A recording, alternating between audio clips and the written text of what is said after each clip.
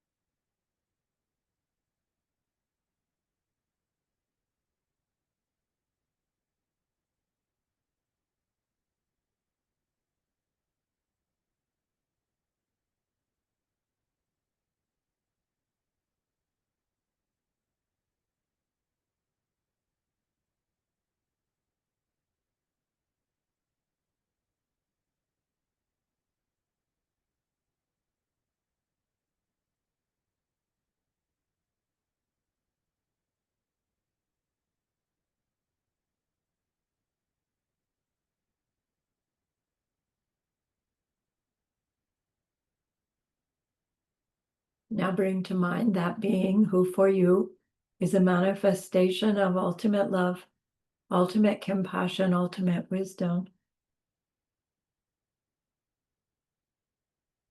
And see them there with you.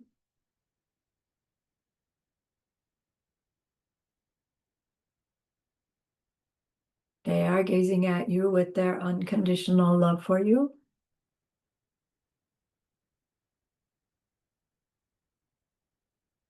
Smiling at you with their holy great compassion.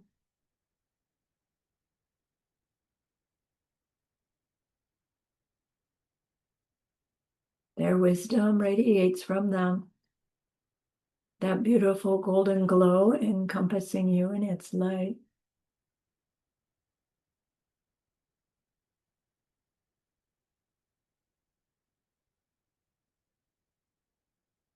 And then we hear them say, bring to mind someone you know who's hurting in some way.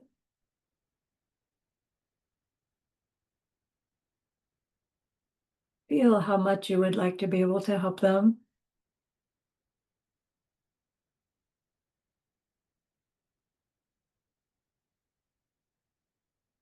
Recognize how the worldly ways we try fall short.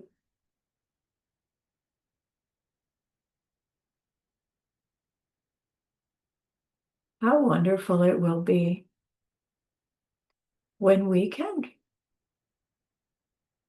also help them in some deep and ultimate way, a way through which they will go on to stop their distress forever.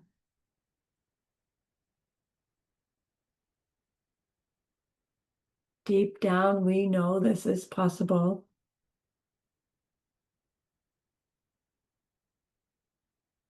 Even deeper down, we know this is what we're meant to become.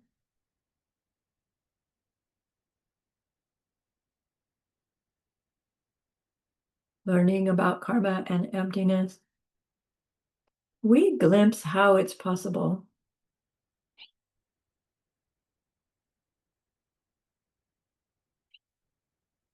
And so I invite you to grow that longing,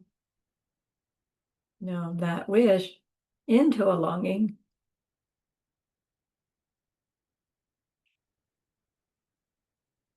And that longing into an intention.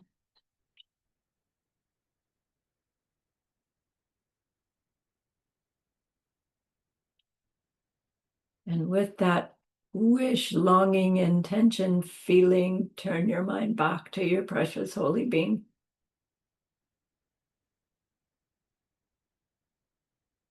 We know that they know what we need to know, what we need to learn yet, what we need to do yet, to become one who can help this other in this deep and ultimate way. And so we ask them, please, please, please teach us that. Teach me that.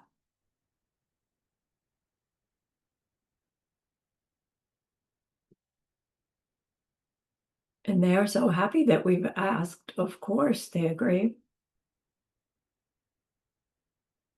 Our gratitude arises. We want to offer them something exquisite. And so we think of the perfect world they are teaching us how to create. We imagine we can hold it in our hands, and we offer it to them, following it with our promise to practice what they teach us, using our refuge prayer to make our promise. Here is the great earth, filled with fragrant incense and covered with a blanket of flowers. The great mountain, 4 lands, wearing the jewel of the sun and the moon. In my mind, I make them the paradise of a Buddha and offer it all to you. By this deed, may every living being experience the pure world. Idam Guru Ratna Mandalakam Niryatayami. I go for refuge until I am enlightened to the Buddha, the Dharma, and the highest community. Through the merit that I do in sharing this class and the rest, may we reach Buddhahood for the sake of every living being. I go for refuge until I am enlightened to the Buddha, the Dharma, and the highest community. Through the merit that I do in sharing this class and the rest, may we reach Buddhahood for the sake of every living being. I go for refuge until I am enlightened to the Buddha, the Dharma, and the highest community. Through the merit that I do in sharing this class and the rest, may all beings awaken for the benefit of every single other.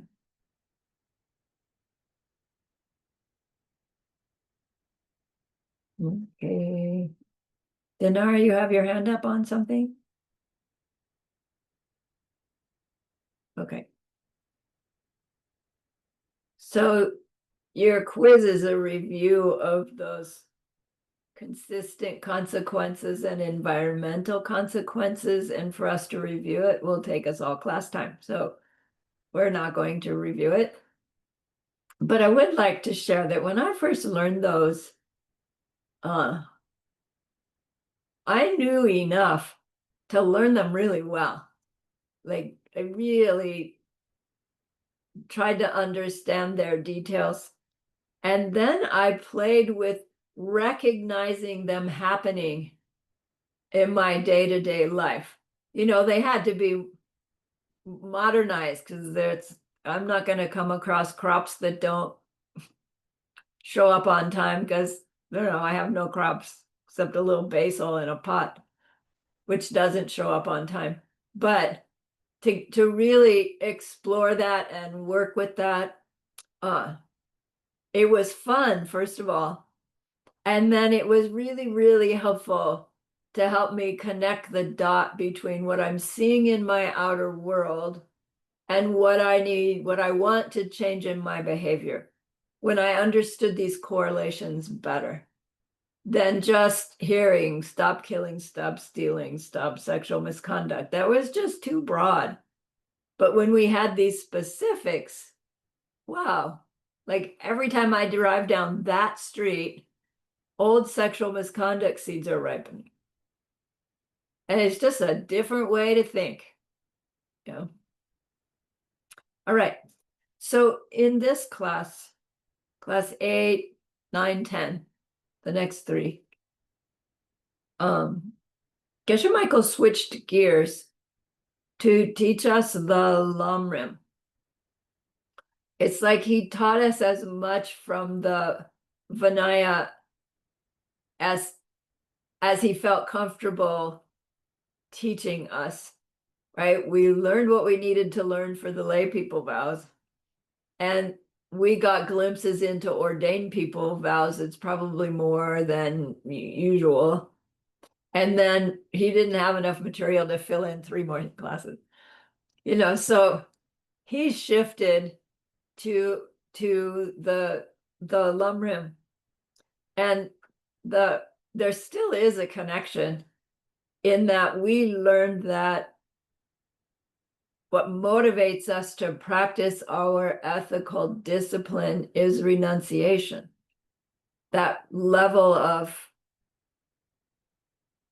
recognition that nothing goes right in our life in this world. Even when it does seem like things go right, they're not going right. They end up ending or something wrong. So somewhere along the line, right, if you're here in this class, even if it were your very first one and you were still here at class A, there's something inside that right? And that we resonated with this thing called renunciation, maybe not sufficiently to go and say, oh, I'm going to go become a monk, I'm going to go become a nun, but enough to recognize there's something important here that I've missed so far. So Geshe always says renunciation is getting sick of constantly recreating the broken cycle where we try worldly things to get what we want, avoid what we don't want. Maybe they work and maybe they don't, and we just go on to have problems in some other way if they do seem to work. And when we finally just say, enough of this, it's our opening to some other way of understanding our world, some other way of being. And then that leads to wanting to learn about the behaviors that through which we do perpetuate that cycle so that we can train ourselves in the behaviors that will stop perpetuating the cycle. We need to understand what's wrong before we can know how to fix it.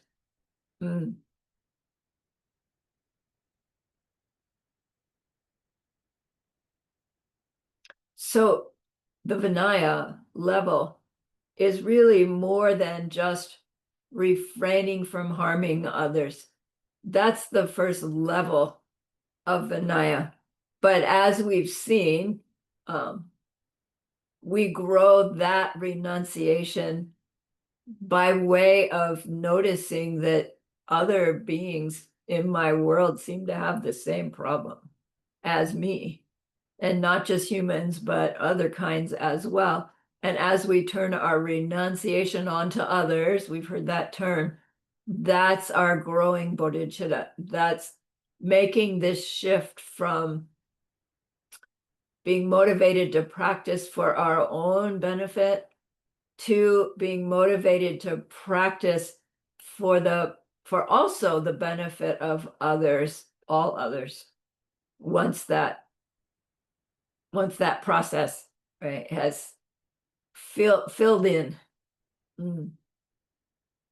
So Geshe often says it's good to revisit the Lamrim from time to time. And most of us, when we started these ACI courses in sequence, the way we've been doing for the last, how long's it been? 2 years? We started with learning the source of all my good practice module so that we could see the big picture right from the beginning. So that my idea with that, like Geshe didn't do it that way. My idea with that is if you got through that practice module and you realized, this just doesn't resonate with me, then, I wouldn't want you staying with the ACI courses for some reason other than, oh my gosh, I really see how these hold the key to something, right? And they're worth the effort, so I'll stick with it. If we didn't see the big picture from the beginning, or if people didn't, I found that, people would hit a wall at certain places and not see that hitting the wall was part of their progress. And then it was like, no, work life, family life, things got in the way. And not by any big decision, I'm not going to finish up. It just lost its priority, and then, they're gone from the system. not, I'm not judging, I'm just saying, if we see the big picture from the beginning and we resonate with that, it will help us stay put when things get hard. So here we're at the, having heard about how helpful it is to have vows. And so the more vows, the better. And then ordained vows for men can be as many as 253, I think the number. And for women, 364. And, I still hear that and it's like, whoa, too much, it just feels too big. And when we understand the process, we understand Buddha isn't saying you're not going to make progress if you don't take ordained vows. Nope. Lay vows, it's enough. Provided we work with them really hard. But that's the same for ordained vows. If we do sloppy ordained vows, we're not going to get anywhere either. Okay, so our last 3 classes of this course will be this review of the Lum Rim. Lum means path. Rim means steps. I'm getting my screen share going here.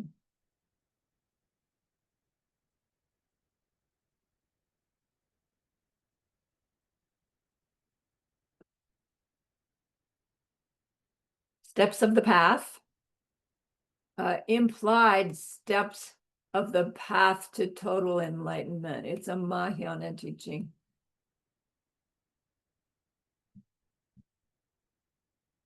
And then it sounds like it means rungs of the ladder, get on this rung and then get on the next one and then get on the next one. And it does mean that because each one builds from the ones before. But that movement from one rung to the next is a realization that we have, something that we understood or believed or thought was true. We have some experience where now it's true. Right? And there's a difference between working at the level of a particular Lum Rim until we understand it really intellectually and having some kind of direct experience of it. And the difference is in the impact of the seeds of that experience. We go from something that, we are convinced is true through logic or through scripture, through authority, to something we know is true from direct personal experience. And there really is a difference in the seeds and the different impact that it has on our thing we call me. Like, you want to learn to ride a bicycle and you watch every video, you read every book, you become an expert in riding bicycles, but you've never actually gotten on one. Then you go and get on one, right? And it's like, and then boom, finally, you can actually ride it. And then if you never get on another bicycle, doesn't matter, you know what it is to ride a bicycle. That, these lums, the lum of renunciation, hearing about it, understanding about it, versus having some experience in life that's like, no more of this. A direct experience. Each one direct experience of what ends up being your renunciation is unique to you. My guess is you've already had it. And we didn't think, well, yeah, but it didn't happen in meditation. But you have this visceral sense that just everything is wrong with this picture. So we have the first lum. So the term Lum Rim, steps on the path, it does refer to any teaching that includes all the different realizations, teaching about all the different realizations that we will go through on our path from suffering being to totally enlightened being. Any text that teaches all of that, even if it's just superficially about it, but no detail. As long as A to Z is complete, that teaching's called a lamrim. Technically, they say they don't call a lamrim, they call it that teaching is lamrim. Because when you say teaching a lamrim, those rungs of the ladder is a lamrim. So it gets confusing in the reading. It gets confusing in our speaking terms with, if you're involved in any group that doesn't have the vocabulary specificity that we've been brought up with, that lamrim will be used, the term will be like thrown around, and we're supposed to know. But technically we would need to know, are you talking about the whole thing? Are you talking about any given lam? Right. So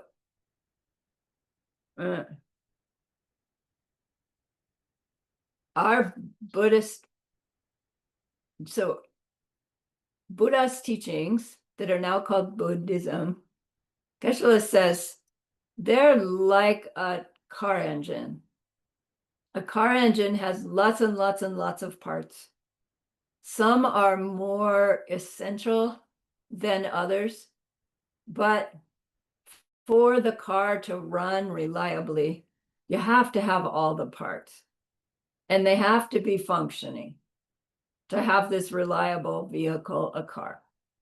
So our practices for transforming from suffering being to fully enlightened being for the benefit of everybody need to have all the parts, the major ones and the minor ones, and they need to be functioning well.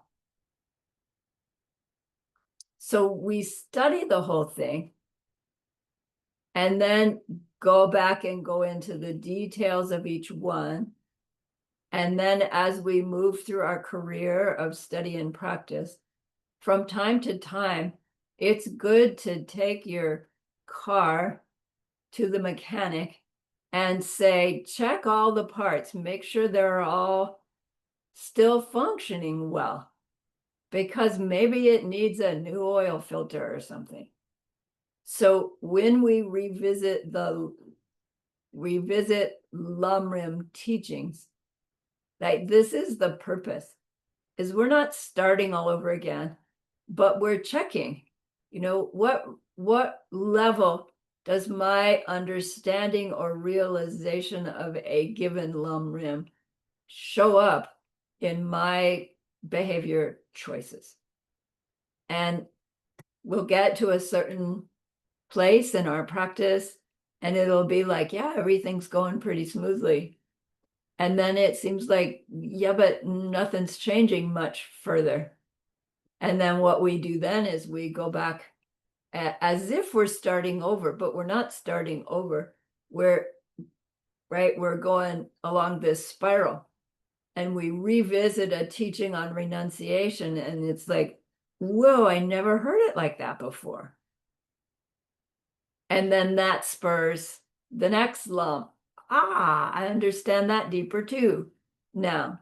And we can go around and around on that lamrim and learn something new, like every time we meet it.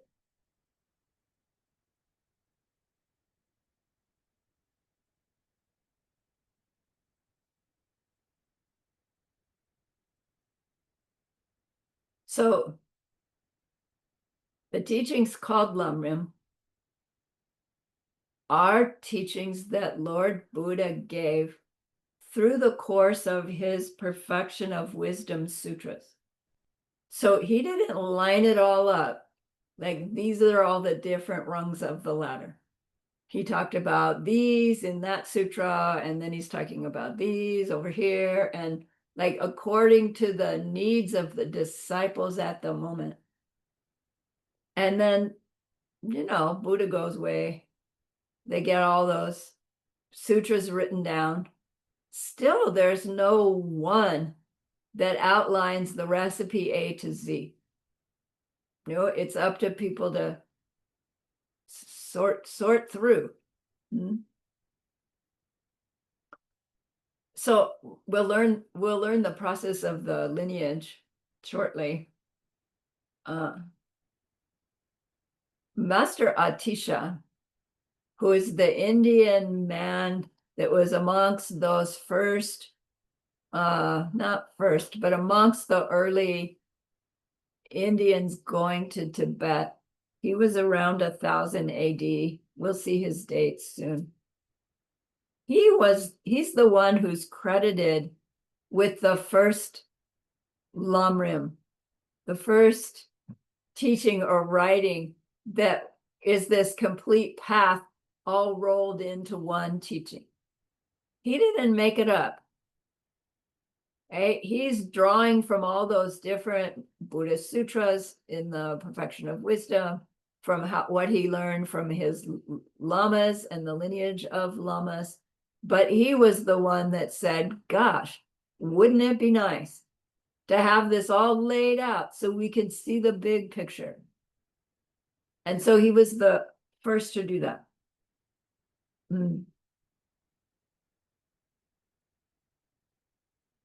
But it was short and cryptic, as so many of those texts are.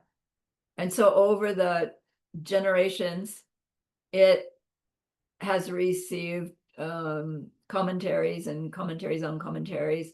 And it's like with every commentary, things get a little bit, they get interpreted.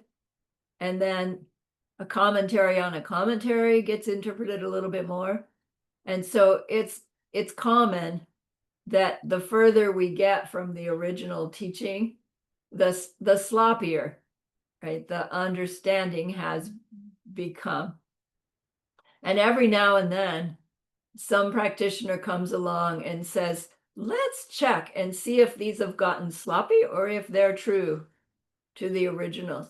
And Jetsun Kappa was one of those, right, who made it his purpose to check and clean stuff up, correct stuff, get it back on track as guided by his Lama Manjushri. So we'll talk about that. Kind of a reliable one to help Jetsun Kappa clean stuff up. And they say, look, Jetsun Kappa was Manjushri manifesting. And he goes, no, I'm not. No, I'm not, right? I'm in contact with Manjushri, and who are you going to believe? So he wrote several different Lamrims. His big famous one is called Lamrim Chemo, right? 1,000 pages, according to Geshe Michael. Great detail, beautiful text. And if we sit down to read it, even if we could read it in Tibetan, it's one of those things that you have to be in the right frame of mind to be able to understand what he's saying. So it's difficult. It's a great resource material, but a little difficult to use as a guidance on our path, apparently. He wrote a medium length Lamrim. He wrote a really short one, The Source of All My Good, being taught soon in Romania and then Armenia. And then he had reason to write another one. So all but one of his lamrims are from the perspective of this is what Buddha taught, and this is what how we're supposed to use it. But one of his lamrims, because of the circumstance in which it got written, is a more personal experience account of the lamrim. And it's called the Jenyam Gyur. Does that ring a bell for anybody from April at Diamond Mountain? Right, the Song of My Spiritual Life, which we learned, in April, that it is unique in that it has those verses put in there. This is the way I myself have practiced, and if you want to make progress, yeah, you might do the same, is that recurring verse. And according to Geshe Michael, that's really rare for Jetsun Kappa to say, this is what I did. Okay? He doesn't get personal like that. So it's a really special text that's giving us some insight into his actual practices, like how he became a being who could take dictation from Manjushri, yeah, and clean up the lineage, the practices.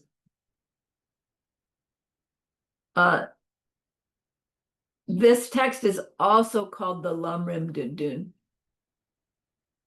It's more commonly called Lamrim Dudun than Jenyam Gyur.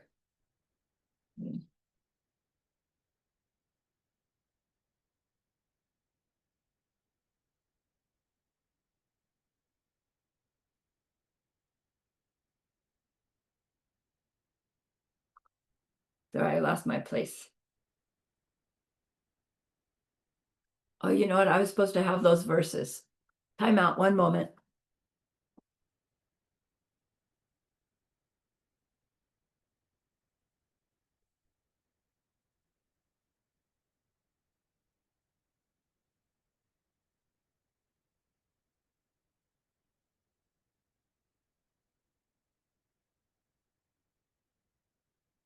Hooray for Gibson's little book.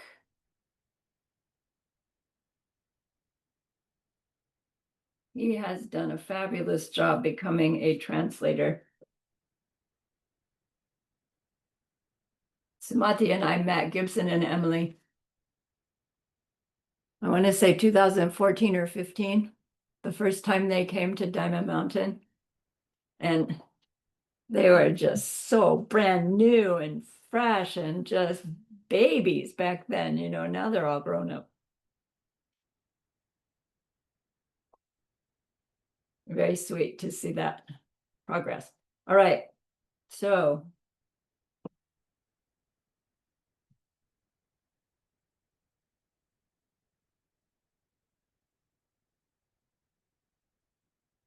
he starts his text off with Namo Sumati Kirtaye, I bow down to Sumati Kirti. He's bowing down to his own personal in life teacher. And then he includes verses that say, and my in-life teacher is a Buddha. And so I bow down to you and I rely upon you. And I know that you are the Lord of the Able. I bow down to the Lord of the Able, Son among all teachers. And then, I'm sorry. I'm reading the,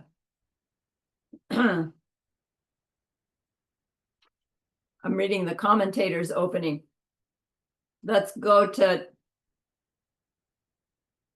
the Jetsun Kappa's opening. He bows down to whom? Manjushri. Namo Guru Manju Sho Goshaya. I bow down to my teacher, gentle voice. And he says, your holy body was birthed by billions of perfect good deeds. Your holy words fulfill the hopes of infinite living beings. Your holy mind sees all things in the universe exactly as they are. I touch my head to the feet of that leader of the Shakya clan. And it's like, wait, he bows down to Manjushri, but now he's talking to Shakyamuni Buddha. Right. Mm-hmm. And he reminds us here, he points out here, that Shakyamuni Buddha became Shakyamuni Buddha as a result of billions of virtue, billions of seeds of wisdom, kindness planted over how long? 3 times 10 to the 60th, right? Countless eons, long, long, long time. That his holy body is a result of that goodness. His speech is a result of that goodness. His mind that sees all things exactly as they are, meaning as appearances coming out of karmic results, merit results, and their empty nature that makes that true, right? That makes it possible. Seeing all that simultaneously, yeah, he bows his head, Jetsun Kappa bows his head to that holy being.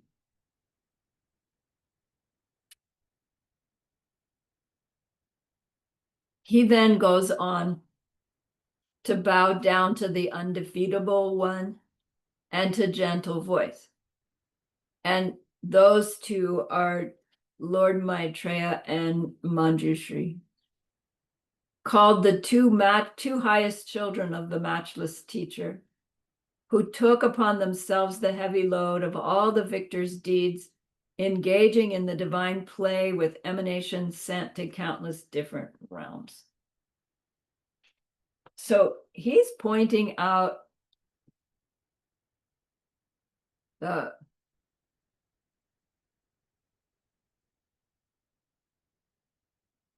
fact that enlightenment is a result of mental seeds planted.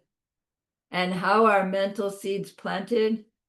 By way of what we are aware of ourselves, thinking, saying, doing, towards other.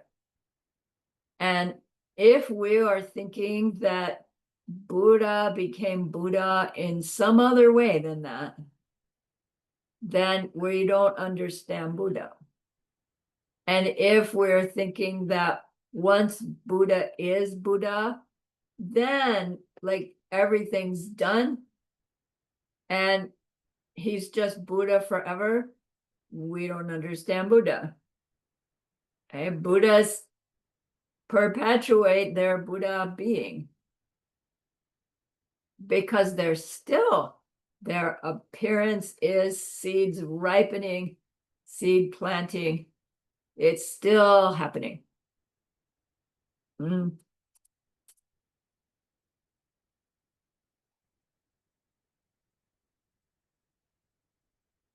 So the one we call Shakyamuni Buddha, he's also called Shakyatupa here, which is what Shakyamuni means.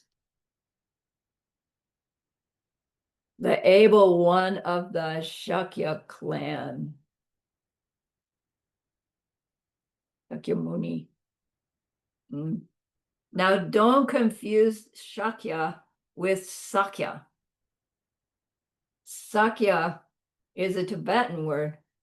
It's a place where the dirt is whitish in Tibet. And there were people living in this area that was mostly whitish dirt that met Buddhism and developed a lineage of practice that did not embrace ordained vows, but rather are a lay lineage that has become quite a strong and powerful and successfully practiced lineage, the Sakya of Tibet. Shakya was a people in India in Buddha's time. He was of the Shakya people. And then he's the Shakya person who got his renunciation, gave up his worldly life despite his parents' effort to prevent him from doing so, saw that, tried the asceticism of the day on for size, and came to realize, yeah, this isn't the answer. It's got to be something else. And then went on to figure out, right, in that lifetime, this necessary piece about the marriage of karma and emptiness, right? He already knew about karma, but karma in the sense of duty, fate, right? The way that the term karma is described in other traditions, not wrong, but not the understanding through which we can make this transformation, but rather an understanding of a thing called karma that might guide us to be not so upset when things go wrong, but not able to use it to actually plant the seeds through which our transformation will happen. So Buddha Shakyamuni, also known as Shakyatupa, is the one we mean, the Gautama Buddha of 500 BC. All different ways, Gautama, of describing that being. Tsongkhapa is pointing out that Buddha Shakyamuni, that body that sure looked like it was flesh and bone and blood, it wasn't made of that stuff. It was made of virtue. And so it was flesh and blood and bone. But because the virtue made it be that, for the benefit of the people that he's there to teach. It would be probably a little hard to relate to somebody who looked like a rainbow, and aspire to become one too, when I know so for sure I've got a liver and kidneys and hearts. Like, I'm not ever going to be able to become like that. We can relate to somebody who seems like us, who then says, you know what? I used to really be like you, misunderstanding where things come from. And then I woke up, right, to what I misunderstood. And then I changed my behavior over a really, really, really long time, and finally had enough goodness ripening that I could make this transformation finally in this lifetime. And then in the end, right, we learn later who took Uttara Tantra. In fact, he finished off his enlightenment long time before, and he was just showing us how to do it in this life as Siddhartha transforming into Buddha Shakyamuni. But that works too. Okay. So if we have a human body, it's because in previous lifetimes we did some amazing ethical behaviors. We gathered a lot of extraordinary goodness, because it takes extraordinary goodness to project and sustain a human life. To have a human life in the Dharma, even more extraordinary goodness was made by this mind stream in order to have those two factors happening together. Then to have a human body with access to the Dharma that then is like, wow, right? The Dharma, that's even greater extraordinariness. And some of us, wow, the Dharma, others, wow, the Dharma, we just cry when we think about it. Just all of it, these different levels of virtue that has been accumulated since before. Earlier in this life, maybe life before this life, some of it, and all the lives before, right? Remember, what are the times when karma can ripen? This life, next life, all the rest. Everything we are experiencing is karma's ripening from this life, previous life, all the ones before. It doesn't really matter so much whether we know which is which, because really what matters is what we do with it. Like, how do we respond? Because once those seeds are ripened, they are done. They are set in concrete. Nothing we do will unripen seeds that have ripened. Once they've ripened, though, they're done. Their power is finished. So ripen, how we respond, plants new ones, and those old ones are gone. If they're good ones, they're gone. Sorry. If they're bad ones, they're gone. Yay. Each moment is an opportunity to implant influences that will be an experience. When? It depends on all those factors that we're going to learn about in our Lam Rim career, so that we can intentionally design what we want to create for our future. And it'll work for a worldly life future. Then we'll end up ending and dying and losing it, right? And it will work for creating your Buddhahood future that will be spontaneously, effortlessly perpetuated once we reach it. But the same process happens. Now, there's a technical detail that when we are working with karma and replanting karma, that implies that there is still ignorance involved.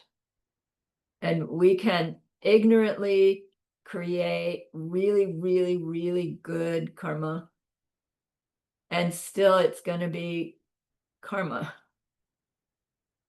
To create the extraordinary goodness of what it is to be Nirvana and Buddha, we need to be planting and ripening merit. And so the difference between karma and merit is the ignorance factor. So the less our ignorance is to play, the karmic seed is losing karma and becoming merit. When we finally see emptiness directly and we're not replanting with any belief in self-existence, we can finally make merit. Before then, the lamas say, do your goodness with the clearest understanding of emptiness as you can. And it's as if you're making merit, so we'll call it making merit. Right? Technically, it isn't merit, but it's going to grow. And it will grow and grow and grow until, oh my gosh, I really am making merit. And then you don't talk about karma anymore. You talk about merit, but it still means kindness, kindness, kindness, kindness, no matter what, because unpleasant things will still happen to us once we're Arya. So it's not like just all of a sudden everything is good. Technically, it is like that, but it can still be experienced as unpleasant. All right, why are we going there?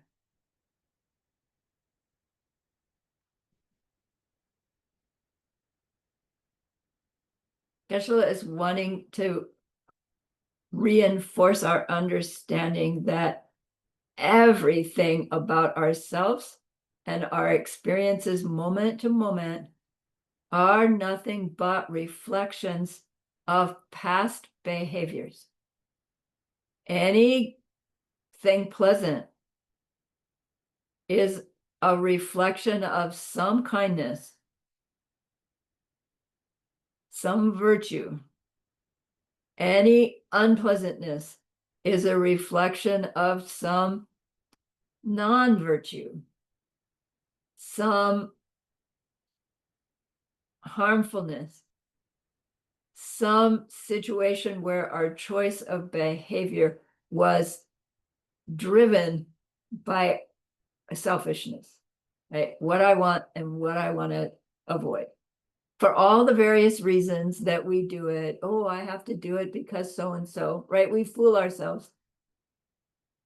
So if there's anything unpleasant about yourself, about your world, about your day, it's a result of some past selfishness. We need to be brutally honest, right? I was just a selfish jerk, and I behaved in some way that's making it such that my elbow hurts. Once I can admit that, it's like, all right, well then the way I get my elbow to stop hurting is to be nicer, right? To be kind.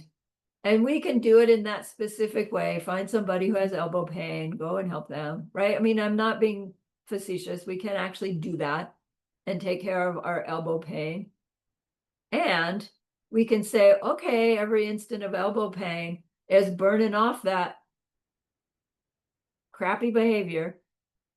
And so maybe I don't want to be in such a hurry to get rid of my elbow pain, because it's more tolerable to burn off selfishness with elbow pain than it is with a car crash, right? Or some other disaster. Elbow pain, elbow pain, elbow pain, versus save it all up for one big blowout. I'll do the elbow pain, thank you very much. Right? It just changes our mindset towards unpleasant things from, oh, I have to avoid it at all cost, to, all right, I can put up with this one. I can put up with that one. We'll meet one that it's like, no, I can't put up with that one. I got to do something different here. But that's up to you to judge. Okay? Our response to pleasant or unpleasant is where our power lies. Yeah. All right. So the only way we will perceive our body and mind as the body and mind of an enlightened being is to ripen the mental seeds for that. It's not going to come from anything else. And those mental seeds are created by our behaviors. What behaviors? Avoiding harming others, right? Gather the goodness of taking care of others. Do both. Compelled by bodhicitta, so that I can reach Buddhahood, so I can bring everybody to Buddhahood. Right? 3 levels of morality that we grow through in our ladder ascent to Buddhahood. All of it is projections and nothing but. And if it weren't, we couldn't transform.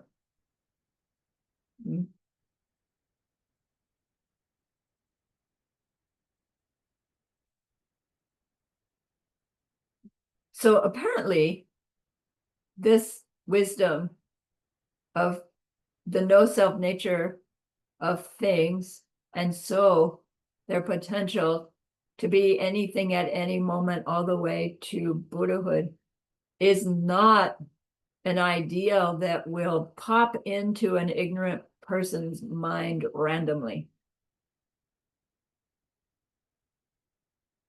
It could, but apparently it doesn't. That we need the goodness to hear someone tell us that. And then we need the goodness to, when somebody tells us that, to go, oh, maybe so. Oh, that's interesting. Oh, tell me again. Those seeds, to hear somebody tell us about the pen and be interested enough to think about it, those are all good seeds. It doesn't really have anything to do with the person telling you about it. But if we have the good seeds to hear about the pen and know it's something significant, in those seeds is also the whoever is telling me that we will perceive as somebody special. Right? They know something I don't know. I didn't know. Maybe they know more than just this thing about the pen. Right? And we have these seeds ripening to be attracted to what that person must know, that we've just gotten a glimpse of by way of their explanation of the pen in a way that we understood and caught a glimpse of the significance of it.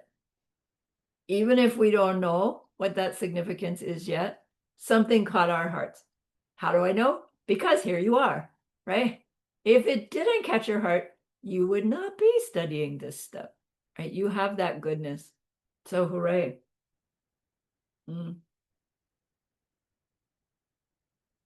So that one who teaches the wisdoms, their speech is the goodness through which they can influence others.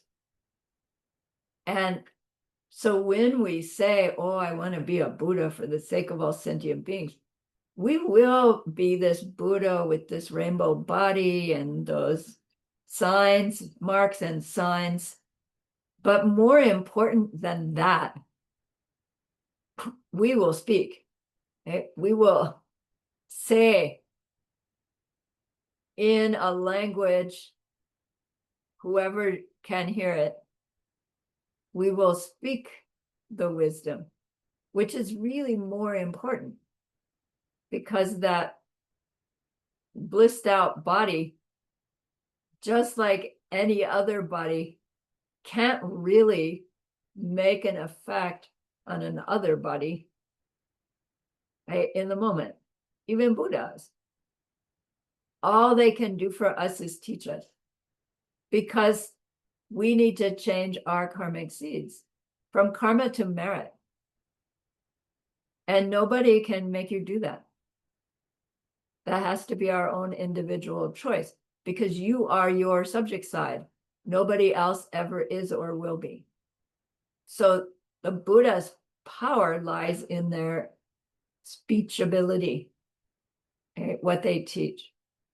And so they say that once Buddha, we have achieved all our goals and the goals of others, because of the compassion with which we gained our omniscience.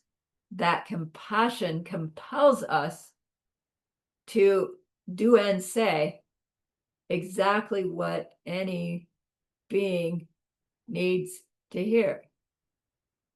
So they spontaneously, effortlessly are being what every being needs.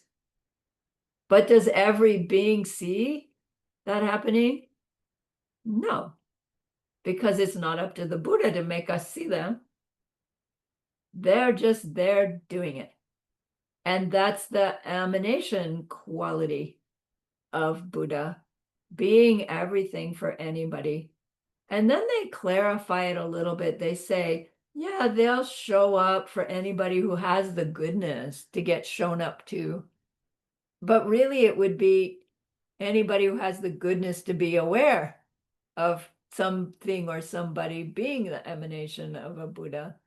It's not that the emanation chooses, oh, I'll go to Todd today, but not yesterday, because he wasn't ready yesterday, but he is today. It's not like that. The Buddhas are doing that spontaneously, effortlessly.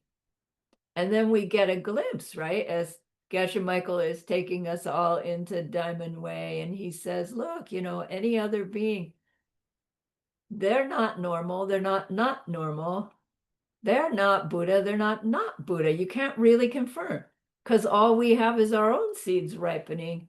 And those seeds say, definitely not Buddha. But it's my seed, not theirs. So they could be, couldn't they? No, not them. They are so mean. It couldn't be them. Yeah. All right. So those enlightened being minds are omniscient, meaning they are perceiving emptiness of the three spheres of what's ripening at every moment, and the appearing nature, meaning coming out of mental seeds that had previously been planted, nature of the three spheres in every moment. And they're perceiving how their merit is ripening, and they're perceiving how our karmas are ripening, all simultaneously, all at the same time. Like, right? We can't hold on to that. But it's what it means to be omniscient. They boil it down and they say, Buddhists see directly what we need to give up and take up, because they see how our karmas are ripening our experience, and they see how their karma is ripening, how our experience could be if we were enlightened beings too. And their compassion, right, reaches out to help us, fully knowing we may benefit or not benefit from our side. So they are seeing directly how unnecessary our suffering is. Right? It's just all this big mistake. Like, they want to take us and rattle us. Will you just wake up? Come on, get with the picture. I've been teaching you the pen thing for years. Get it. But they don't do that because they understand perfectly why we can't just hear it and change. We could if we had the goodness to do that.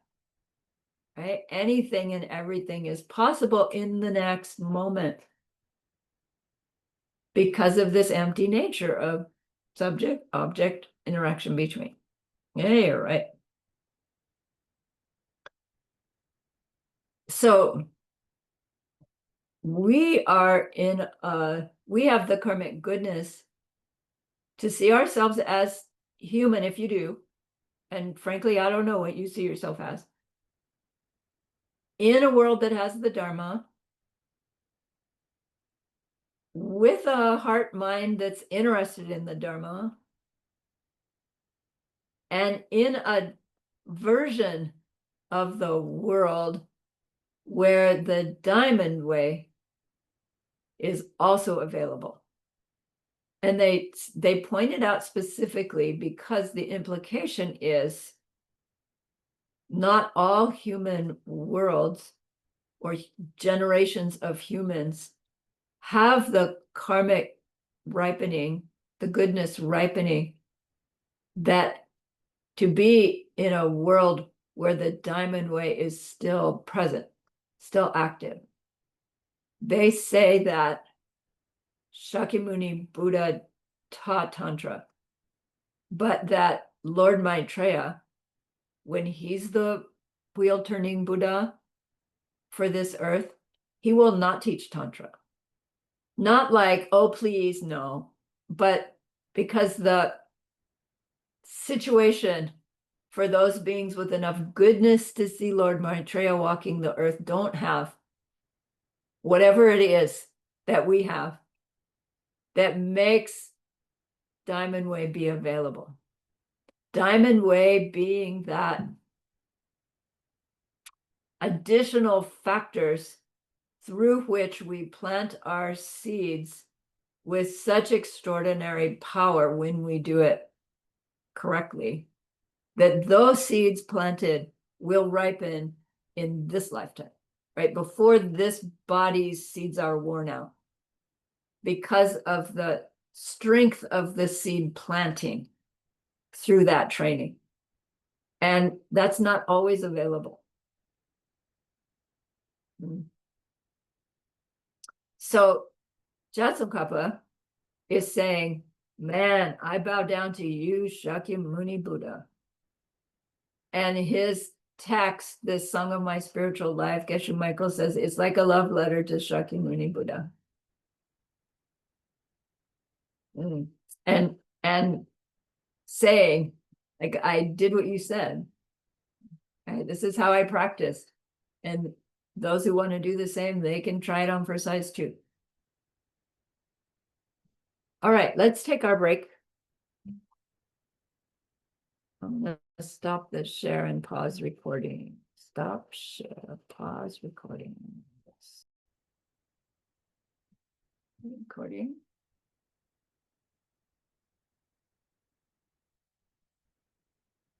Again. There we are. Okay. Shakya, we did that.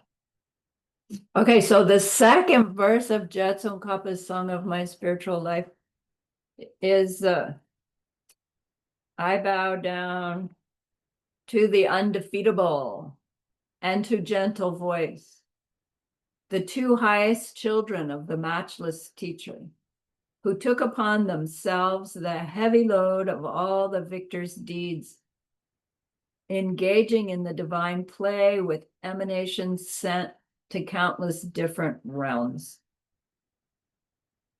So Buddha taught many people, and some had the goodness to put what they learned into practice and make progress.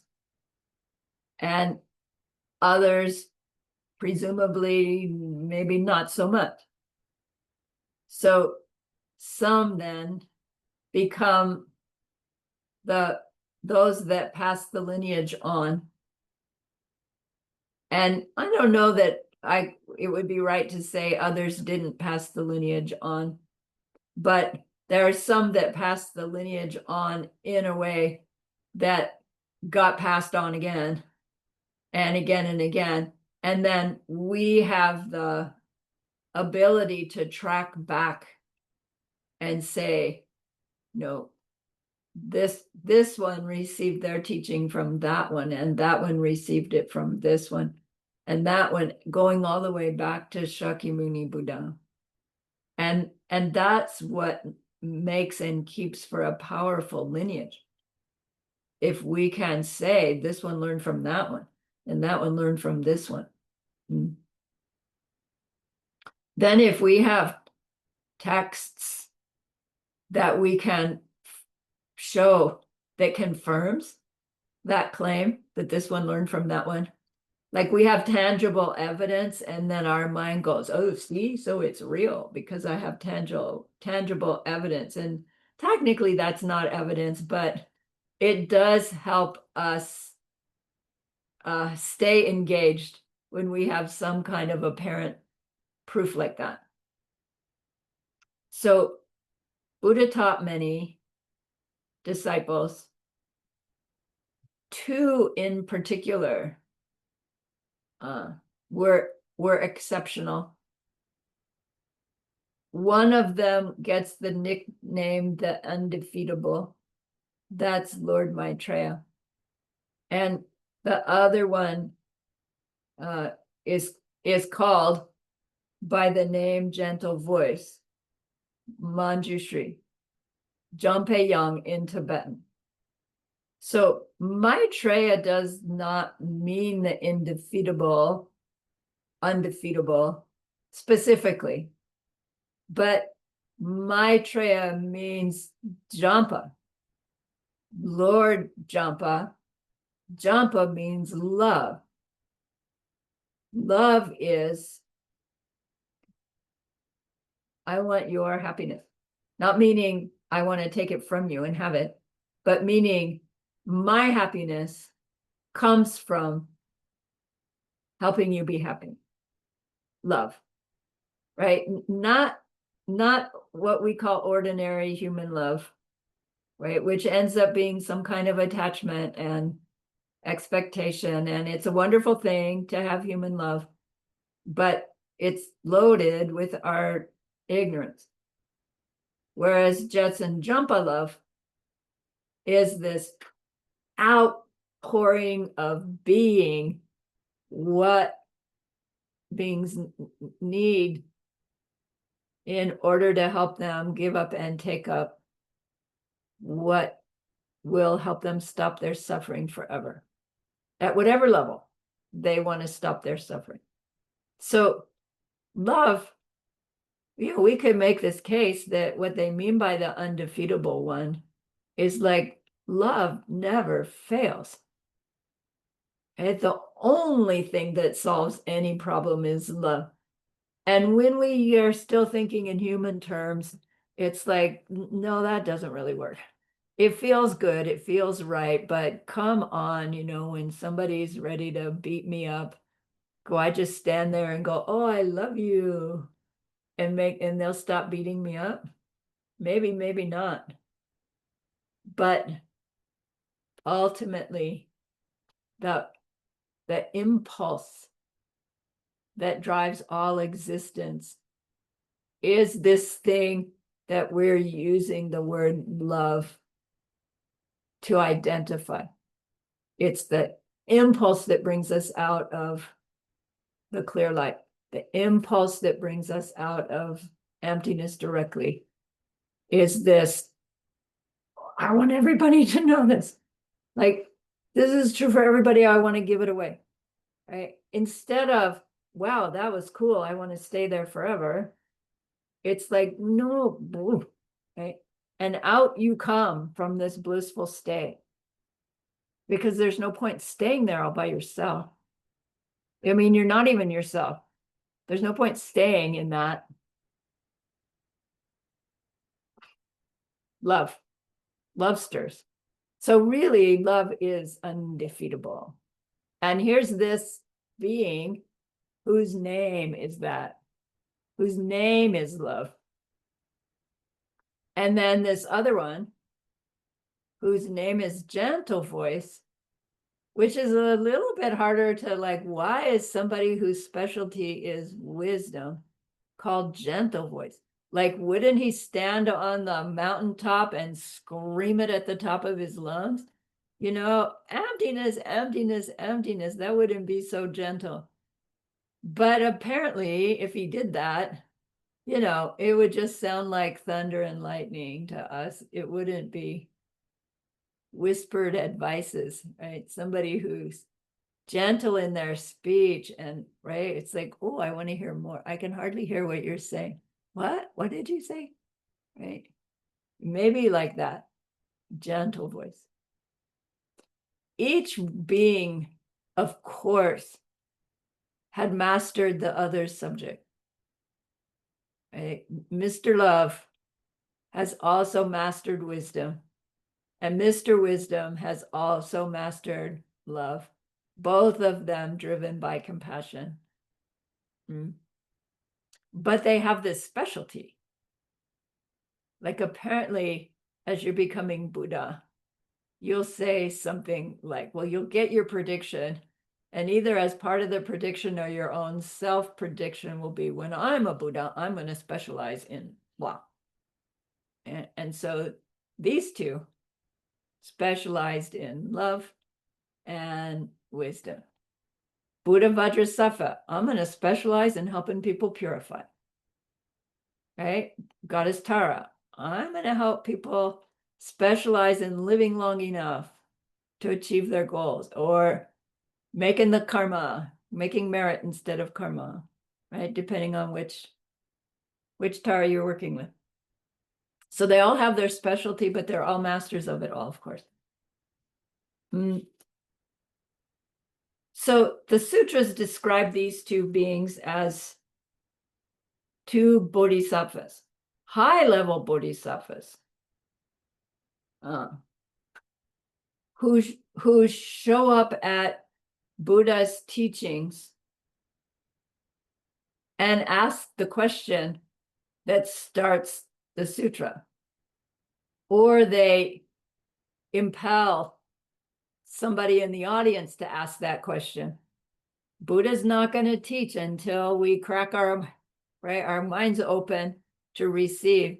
And the way we do that is by asking. We don't know enough to ask the right question to get a teaching that is the answer of what we want to hear, right? So Buddha's not going to teach us something. We can't just say, teach me everything I need to know, right? And out of Buddha's mouth comes everything we need to know. It's like that. It doesn't work like that. It needs to be specific and then open up to receive whatever's coming. So if we ask a question thinking, okay, I already know the answer, let's just see if it confirms it. It's like you're blocking receiving an answer that will help you go higher. You'll probably get confirmation, yes, you understand. But then you didn't get the clue as to how to take your understanding higher. It's the quality of our own mind that's receiving the teaching at the level we're receiving it. Why am I going into that? Buddha's pouring his teachings in to his disciples. Some of them are more open to receive at higher, deeper levels than others, based on past behavior. Okay? And then they understand that to continue to receive, they pour from them into someone else. Right? So we get this turning of the wheel of the Dharma, not because Buddha said, oh, be sure you turn the wheel so I can stay in the world for a long, long time. It's because what we share plants seeds to receive. So we would want to share what we're learning. And then we go, yeah, but I don't know it well enough to share it. How can I share it if I don't understand it? And that's valid. But this tradition says, share it as you received it to the best of your ability.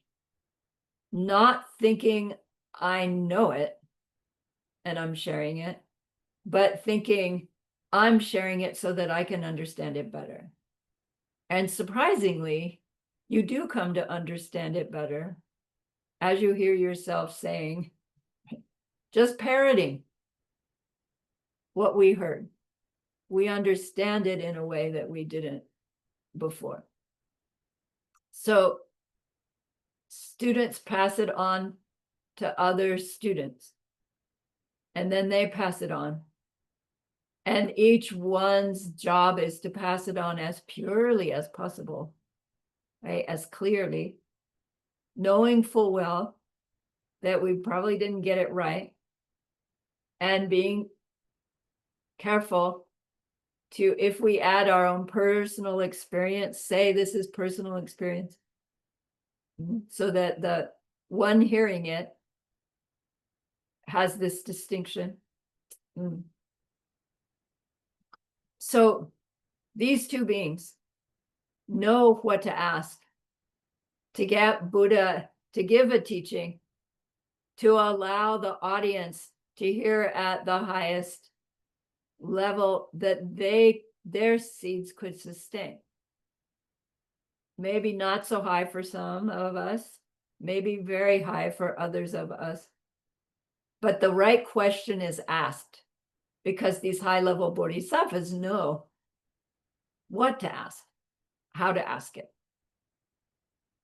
It's pretty interesting when you think about that deeply.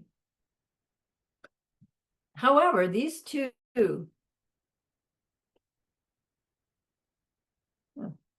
Lord Maitreya and Lord Manjushri, in the Diamond Way, they are said to already be fully enlightened beings. And they're pretending to be bodhisattvas in the Shakyamuni world, but for the same reason, in order to ask the right questions for the people that are there. So either way, whether they're high-level bodhisattvas or Buddhas in their own right, the theory is they're reliable sources.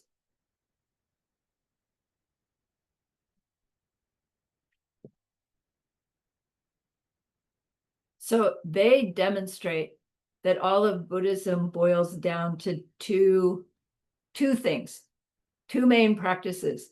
They call them the two wings of the bird, right? We've heard this. One is the bodhisattva ideal. I'll spend every moment of my forever trying to make others happy, totally forgetting about myself. Only others' happiness is my concern. Caring for others in that way automatically brings one's own happiness. But technically, you're at this level where you don't really care about your own happiness, but it's happening so spontaneously and effortlessly that you have it. So the undefeatable one, that being who love is the specialty. This is the wing of the bird that is his specialty.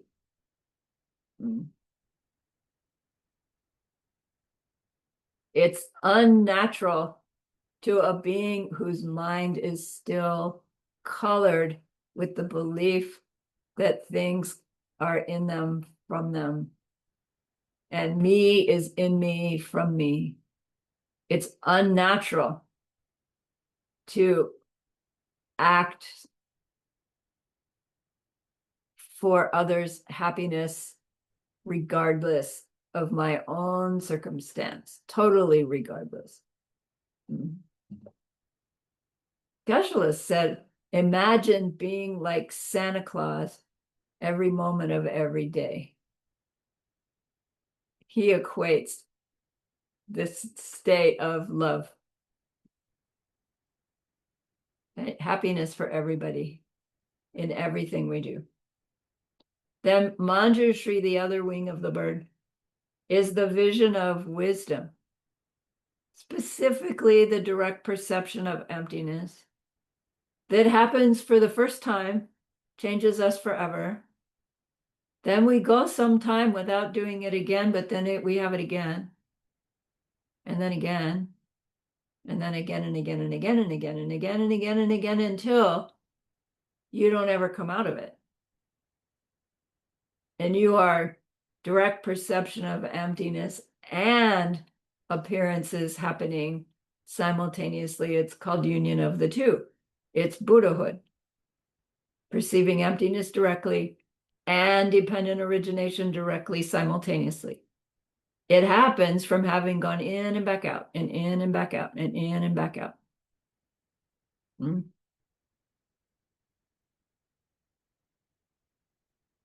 To get the first one to happen, we start with intellectually understanding why things appear the way they do, why things happen in the way that they do. To get there, we had to question, how come things happen the way they do? Because it doesn't seem to work right. Our renunciation started the process.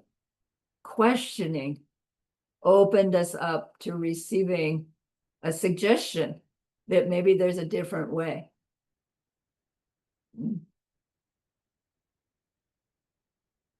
The bodhisattva ideal alone will bring great pleasure result, but it won't bring Buddhahood.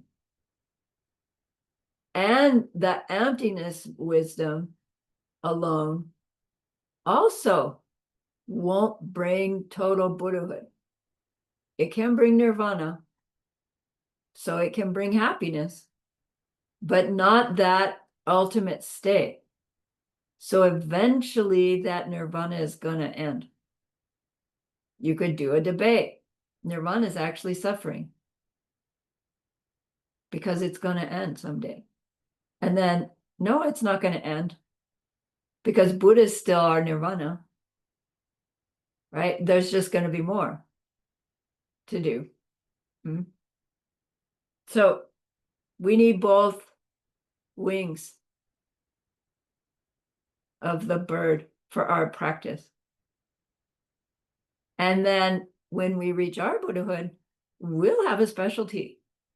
We will have mastered both wings, but we'll have a specialty that we'll use to help people who relate to that specialty, to help them as well. So there are many, many Buddhas and Bodhisattvas masquerading in our world, the scripture says, and they know who they are, but it can be hard for us to know who they are. And it's helpful to be a little suspicious, because then maybe we can catch some glimpses of some of them someday.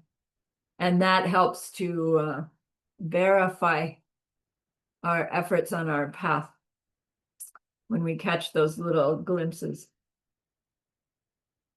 We can meet these beings directly, not just in glimpses, but eventually in sustained periods of time, as we learned, right? Geshe or Jesukapa, first he had the karmic goodness that he heard of a guy who could talk to Manjushri. So he goes and asks the guy to ask questions of Manjushri.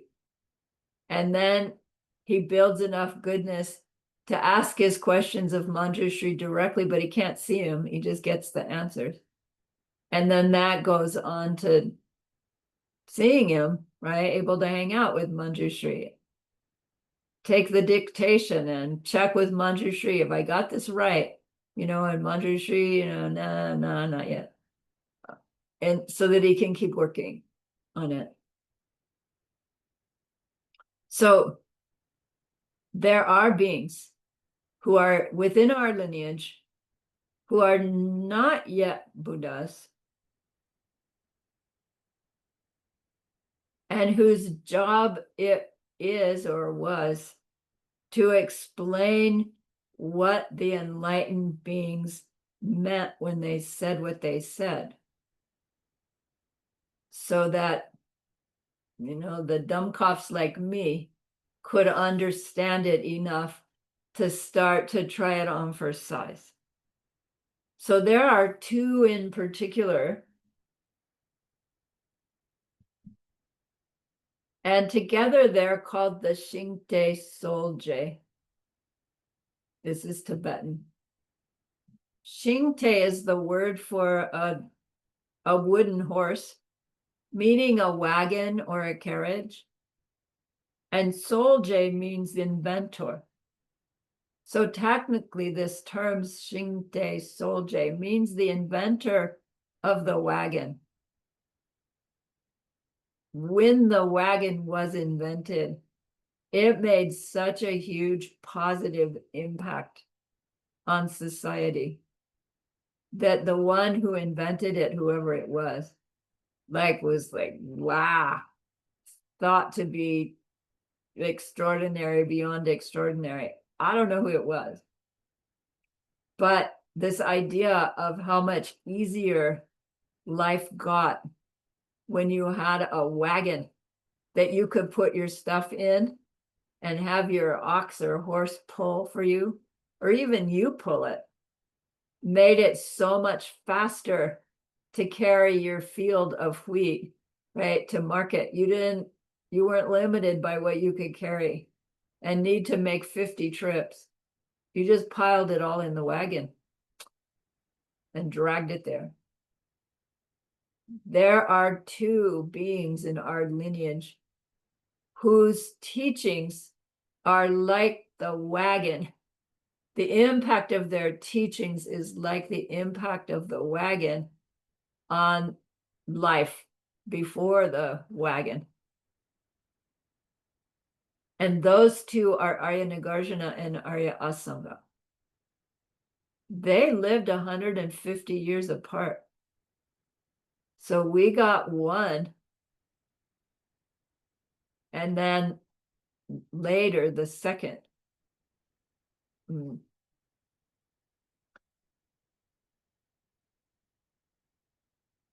They're called the two great innovators. We've heard that term. So although the literal Shingte Solje is the inventor of the wagon, they use it as the term for innovation, innovator, the one who innovates. And these two guys are the two great innovators. It's not Maitreya and Manjushri because technically they're already Buddha. These two, Nagarjuna and Asanga, they are not Buddhas yet. So they're the innovators. They're the ones who made the practices for the rest of us so much easier. Like the wagon made life easier. So Arya Nagarjuna's teachings were emphasizing Manjushri's lineage, emphasizing wisdom, emphasizing the accurate intellectual understanding of emptiness and how to get to its direct perception. And then Arya Asanga, his specialty is the teachings on love, right? We hear it, compassion for the dog that made him, that shifted his karmic seeds such that he could see Maitreya directly. But what he went on to learn is this power of love. So we have Arya Asanga coming down to us through Lord Maitreya's influence, and we have Arya Nagarjuna coming down to us through Manjushri's influence. Both are working on both, of course.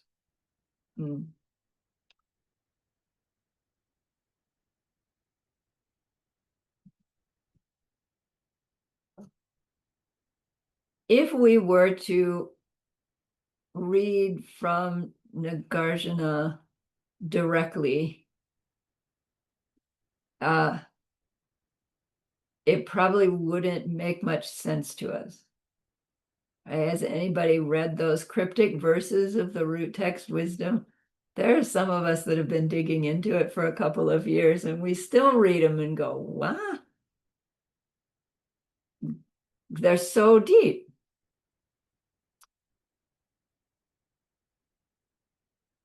So they taught students. Those students tried to write down what they meant by those cryptic verses. And then those are pretty cryptic too. And then they teach, right, commentaries upon commentaries upon commentaries get written. And then each commentary is from the perspective of that student. So we have to recognize, okay, I'm not absolutely sure that that commentary is exactly what Nagarjuna meant in that verse. But on the other hand, the verse was written in this not vague but open way to allow for interpretation by the reader, by the practitioner, so that you could work at it at one level, go back and go into it again, and it's like, oh my gosh, I see that differently now. And the texts are like function in this magical way that technically we would only need one, right? The one we really relate to, one text, and it would have in it absolutely everything that we need if we just keep at it. And in nowadays, we go from one to the next, and I'm guilty of making you do that, right? ACI 10 will come hot on the heels of this one in September. So from Nagarjuna and Asanga come their lineage. And from their lineage, I'm going to show you in a minute, we come down to someone named Master Serlingpa through the lineage of love.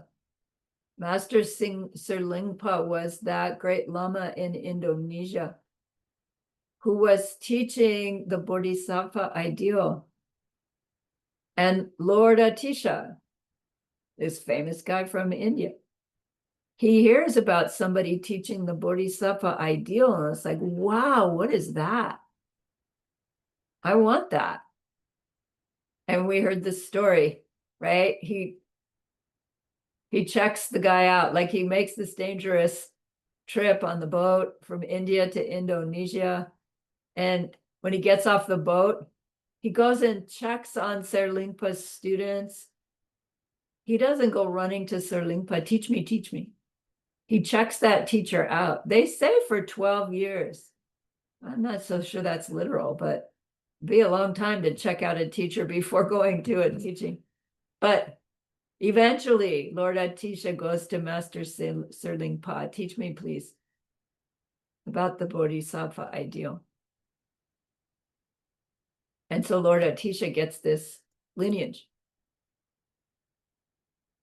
Then Arya Nagarjuna's lineage comes down into someone named Vijaya Kokila. Vijaya Kokila is also one of Lord Atisha's teachers, teaching about emptiness and dependent origination, profound dependence. So Lord Atisha becomes holder of these two lineages,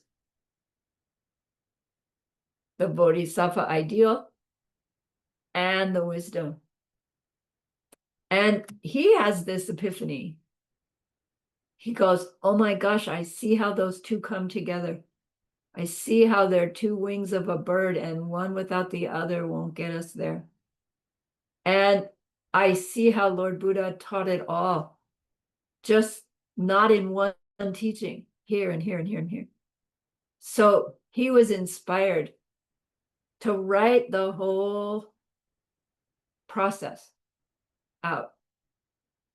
And it came to be known as the first Lamrim, the first place where the soup to nuts process of transforming from suffering being to fully enlightened being was all put in one place. Lord Atisha's work. Then that gets carried down from teacher to disciple, who becomes teacher to disciple, all the way down to Geshe Michael, to me, to you, or Geshe Michael to you directly, depending. So we have this turning of the wheel from one to the next, literally happening through the ages. And we can track it specifically. I'm going to show you in a minute if I get there. As that all comes down to us,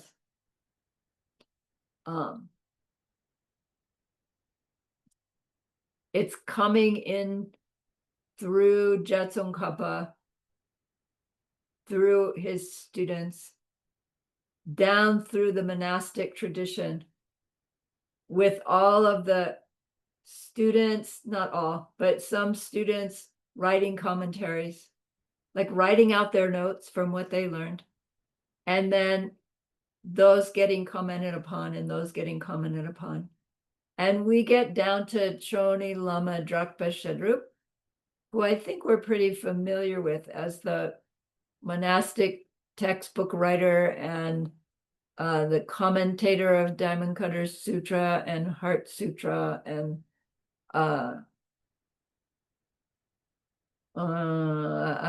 other things I'm blanking out right now. So his dates are 1675 to 1748. So we still think of him as long time ago.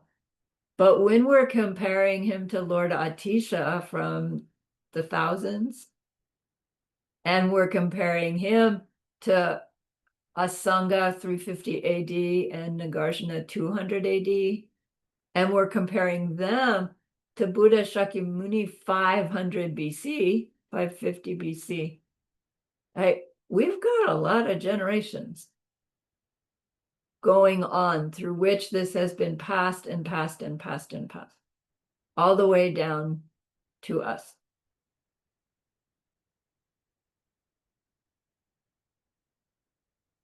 So Choni Lama, he wrote a text called Ningpo Dordu Selwa.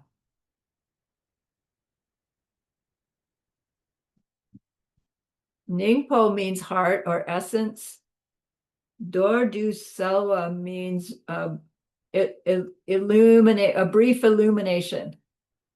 So a brief illumination of the essence by Choni Lama Drakpa Shedrup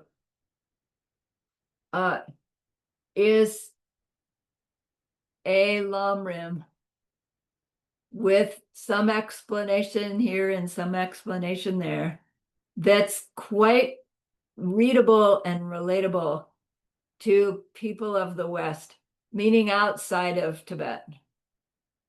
That we can read Choni Lama and like actually understand what he's saying. He's unique in that way. I think you remember his story.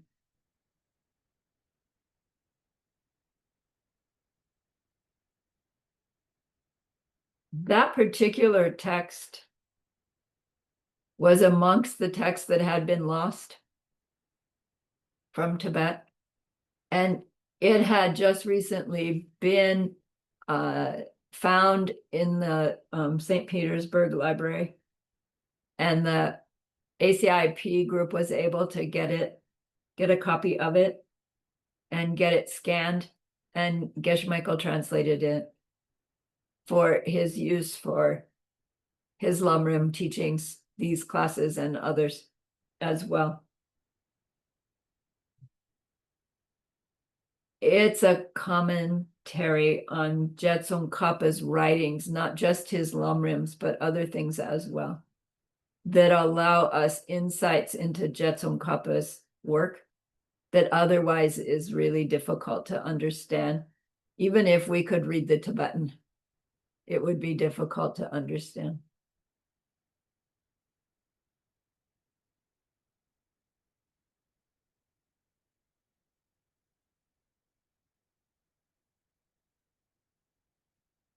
So Jetsun Kappa's Song of My Spiritual Life, he spends a number of verses bowing down to these lineage teachers, first to Shakyamuni, then to Maitreya and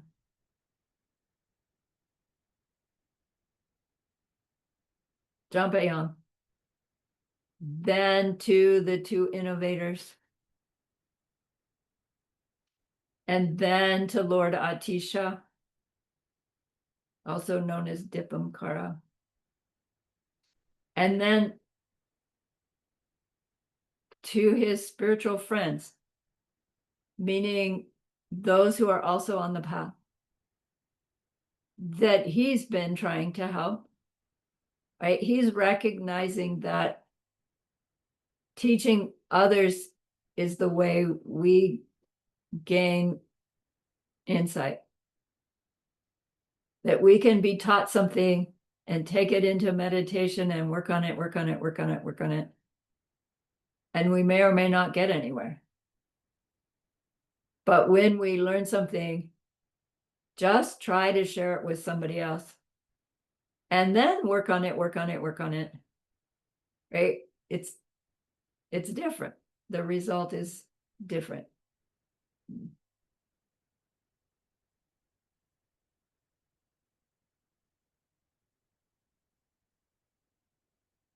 And in the verse 6 that you'll see in your reading, it says, the steps on the path to enlightenment passed down with such excellence in their own stages through the two of Nagarjuna and Asanga are a jewel on the top knot of each and every master upon this planet, a victory banner of great renown, glorious here among beings. So Geshe-la wants us to see our lineage. Oh man, I got to finish up here.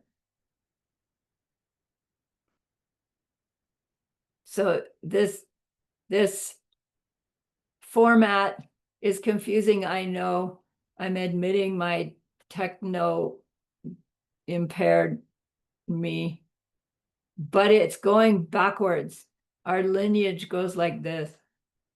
Geshe Michael, right? I received from Geshe Michael.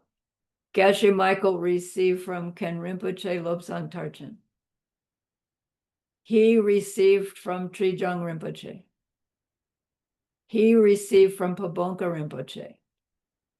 There's a couple in here that we don't have listed, but we know who they are.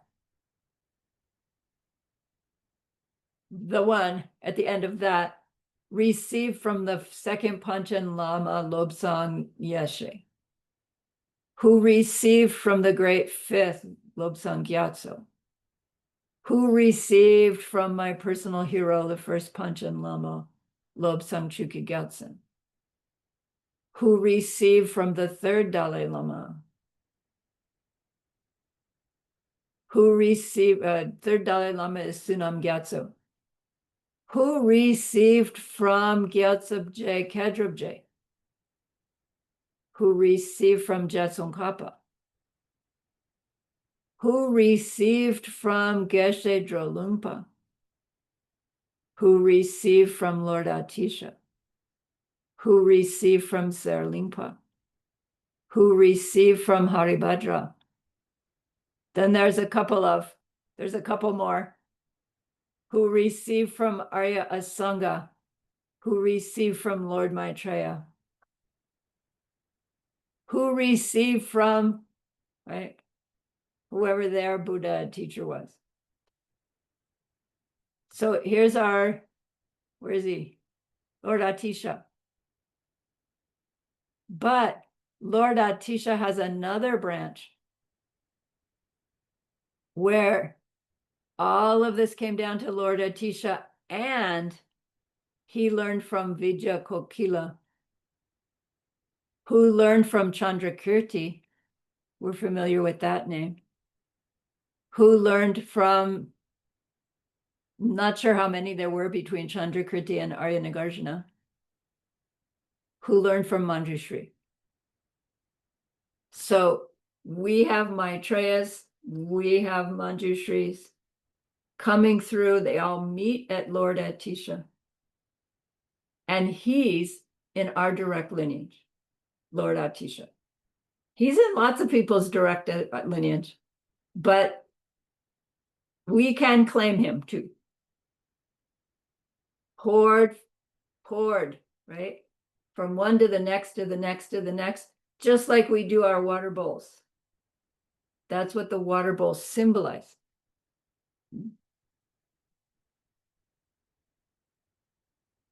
All right, so lastly, coming up in 4 minutes. Whew. No more on the board there.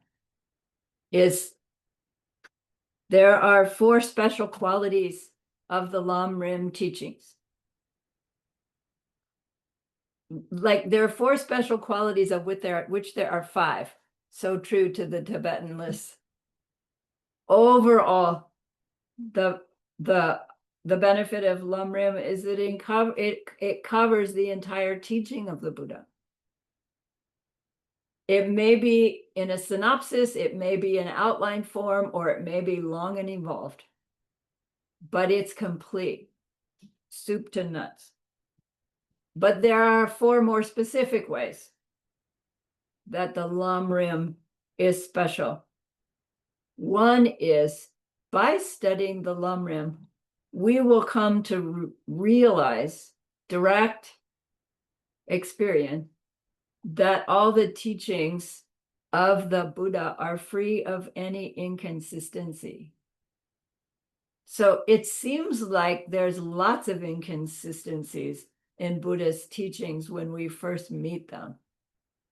Wait, you said this over here, and now you're saying this over here, right? It happens in the ACIs, those first 6, a lot.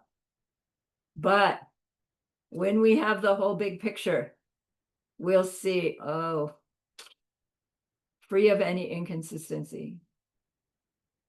We see that it's all an ingenious plot to carry us along, like almost kicking and screaming if we just stick with it. Second is every teaching strikes you as personal advices.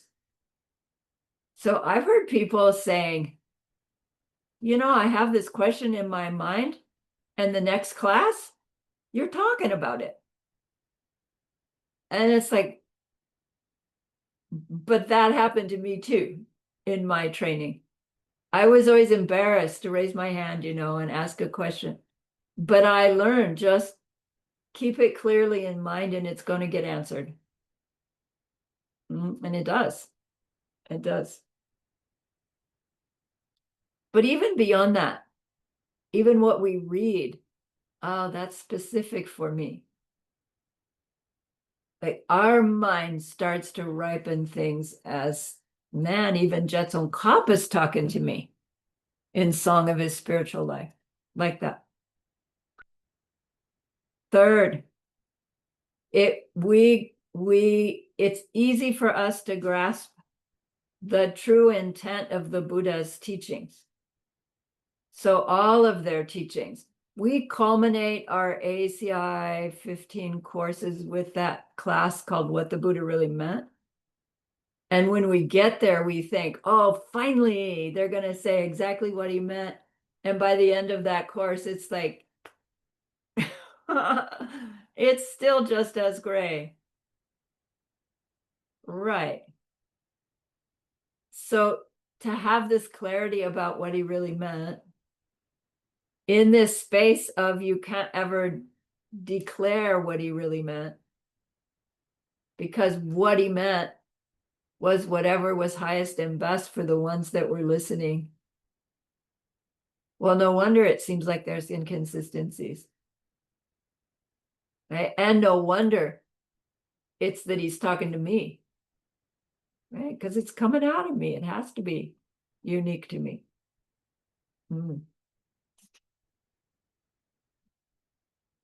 Most important in this piece is that the deepest intent of Buddha's teachings is for us to prove to ourselves that we can't know another person's mind. A non-omniscient being. We think we know what somebody's motivation was. We think we know what they meant when they said that thing. But when the true intent of Buddha is to show us that we can't know accurately. we can't experience anything but our own our own seeds ripening. And that's not the other person's seeds ripening. So we don't know what they meant by what they said because we just heard them say what they said. Maybe they were talking about the weather and we heard them talking about, you said a bad example for this community, Sereni. Nobody's ever said that, but I'm just using a example.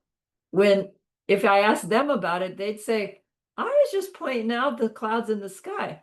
And it's like, no, you weren't, right? It's like it would be like this if we understood what's going on.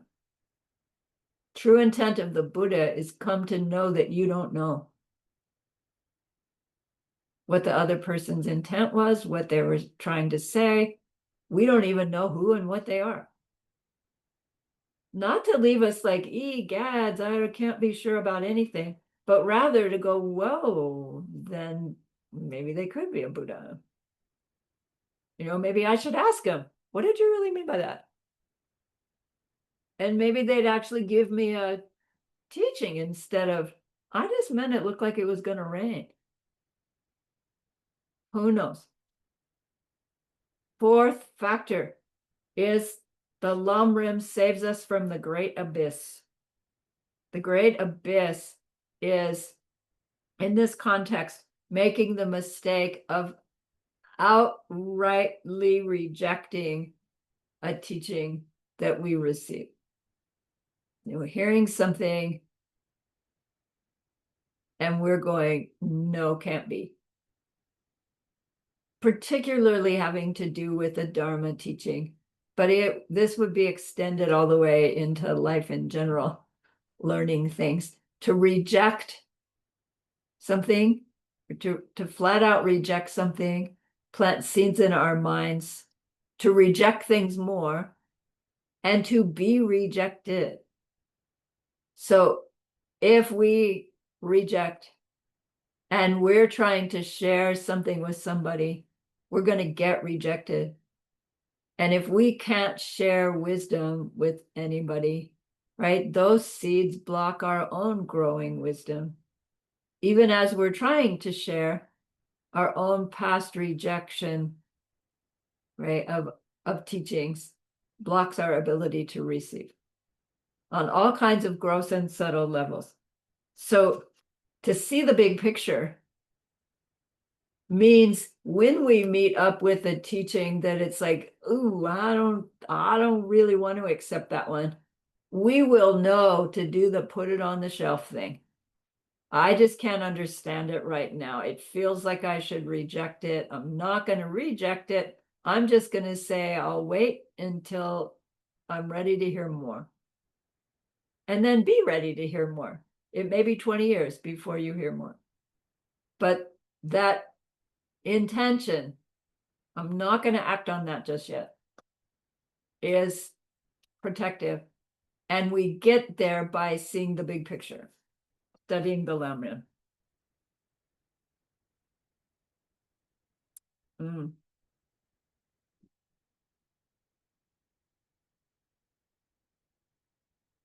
So Geshe-la said, I'm almost done. Geshe-la said, someday on the path of preparation, we'll reach this point where we will actually remember every teaching we've ever received. Now, I don't know if it means just Dharma teaching or like every teaching we learned from everybody in every moment. If it's that, that's getting kind of close to being omniscient, right? But even if we say, okay, they meant every Dharma teaching I've ever heard, ever, not just in this life, but ever, you'd be like a walking encyclopedia for yourself,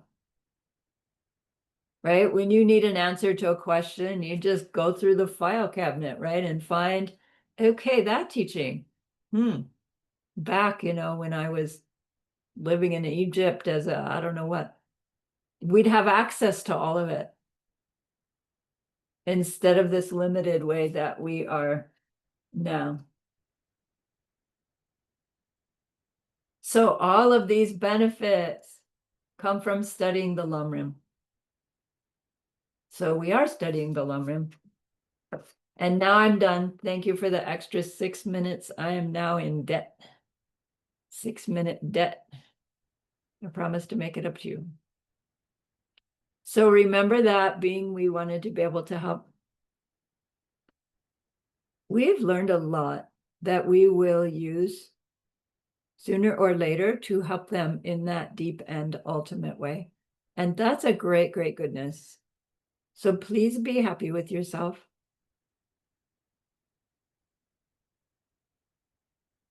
And think of this goodness like a beautiful glowing gemstone you can hold in your hands. Recall your own precious holy being. See how happy they are with you. Feel your gratitude to them, your reliance upon them. Ask them to please stay close, to continue to guide you, help you, inspire you. And then offer them this gemstone of goodness.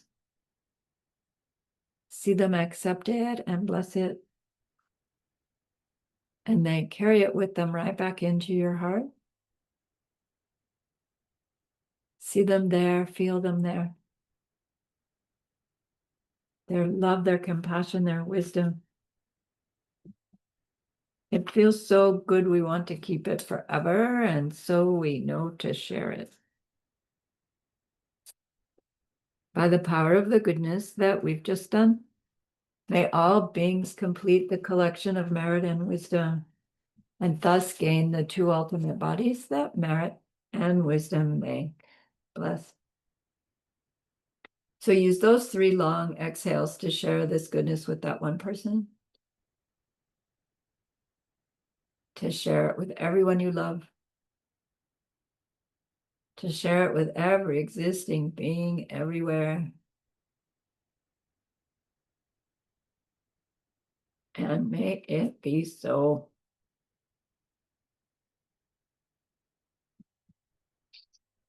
All right. Thank you so much, everybody, for the opportunity. Thank you for all your homeworks. I love seeing them. You'll love being done when you get there.